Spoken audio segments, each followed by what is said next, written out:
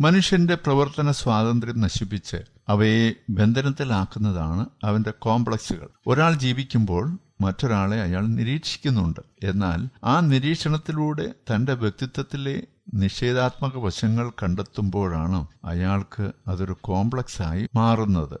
തന്റെ വ്യക്തിത്വത്തിലെ ഓരോ ചലനങ്ങളെയും നിരീക്ഷിച്ച് മറ്റുള്ളവരാൽ ആകർഷിക്കപ്പെടാൻ പോന്ന ഒന്നും തന്നിലില്ലെന്ന വിശ്വാസം അയാളെ ലജ്ജാലുവാക്കുന്നു. മറ്റുള്ളവരെ ആരാധനയോടെ സ്നേഹിച്ച് അയാൾ ആത്മനിന്ദയും അനുഭവിക്കും. ഇത്തരം മനോഭാവങ്ങൾ തെറ്റാണ്. വ്യക്തിത്വത്തിൽ അന്തർമുഖരായിട്ടുള്ളവരാണ് ഇത്തരത്തിൽ ചിന്തിക്കുന്നത്.